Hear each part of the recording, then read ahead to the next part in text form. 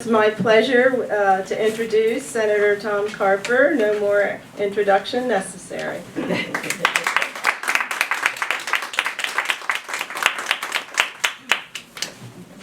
Thanks, Alita, Madam Secretary, Caitlin, staff, Karen. I've been to the beach today. Rehoboth. So right there on the boardwalk, the beach looks beautiful. The water is beautiful. There are people out there surfing, and all of the boardwalk is largely intact. There's a very small piece of it that's going to need some TLC. All the town, Rehoboth, the buildings, the homes, the roads, the infrastructure, the sewer, everything's going to be okay.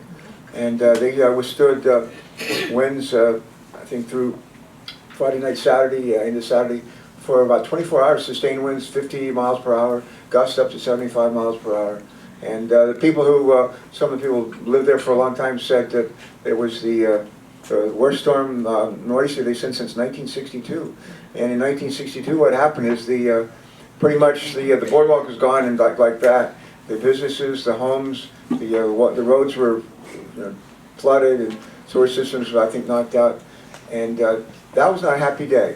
That was not a happy day. And what we do now is we provide this protection, and we spend a fair amount of money, federal money and state money, on protection to try to make sure that really bad things don't happen. And it's just sitting here, I was thinking there might be some kind of analogy, there might be some kind of connection here, because what we're trying to do is to make sure that people have health care coverage with a real focus on prevention and wellness, so that we can prevent really bad things from happening. It costs some money, but we said to folks, imagine just like replacing one of the hotels in Rehoboth Beach.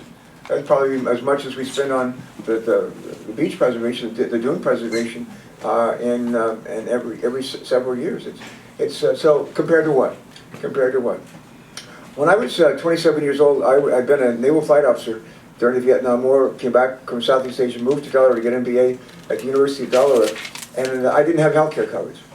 I was at the time 26, 27, 28, and I was young. And I thought invincible, and you know what? I was. Well, at least I didn't get sick, and I didn't need health care coverage. They had some, a clinic at the university, but I don't think I ever used it. My boys are now 25 and 27. They work for employers that have health care coverage. But I got a job out of the MBA program working for what's now DEDO, Delaware Economic Development Office. I love economic development.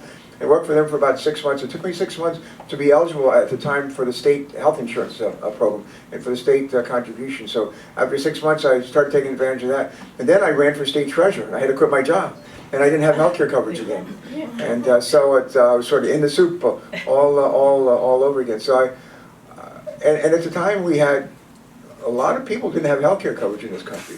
Even 5 years ago, we had 40 million people who didn't have health care coverage in this country. Today, that's been cut just about in half. And some people in this state, in this country, are going to have to make, for what some of them will be a tough decision between now and the close of business on January 31st. And I would just ask them to keep this in mind, that, and I wrote down a couple of comments here, just so I wouldn't forget these. Federal tax credits available to, and you'll may have already called it, but federal tax credits that in 2015 helped to lower the health cost of coverage for 84% of the Delawareans who are enrolled. So you got 100 people that are enrolling. For 84% of them, by using the tax credits, they reduce their health care costs. The average tax credit on a monthly basis for folks is about $260. In 2016, more than 7 out of 10 consumers were able to find insurance plans for $75 in premiums or less. I'll say that again, that bears repeating. 2016, more than 7 out of 10 consumers will be able to find health insurance plans for $75 in premiums or less. By shopping around and comparing plans, more than 8 in 10 consumers will be able to save an average of $600 each year in premiums. And those who are not exempt and do not buy insurance for 2016, as we know, will pay a fee of, I think, per employee of about $695. It could be a little bit more or a little bit less, but about that. And as one who has gone without health insurance coverage when I was young and invincible, I don't think this is a bad deal. In fact, I think this is a pretty good deal. People get decent health care coverage. They can, most people, lion's share of folks are going to be eligible for the tax credit. Tax credit lowers the cost of coverage rather considerably. And some people were offered health care coverage in the old days before the Affordable Care Act. Frankly, it wasn't worth the paper it was written on. And this coverage is. So I just hope that the folks who are trying to make up their mind will think about this and say, I might not be as lucky as that Tom Carper was. The hard thing down at the beaches in recent years was to build up the dunes. To build up the dunes from Fenwick Island all the way up to Lewis. And it's really paid off. Paid off over the weekend big time. And took some investment up front, but the people, certainly the people who live down there, are better off because of it. And the cost of coverage, it costs a little bit of money up front, but with the help of the tax credit, that cost is reduced a whole lot. But I think this is a investment that's well worth making. Thank you so much. Thank you.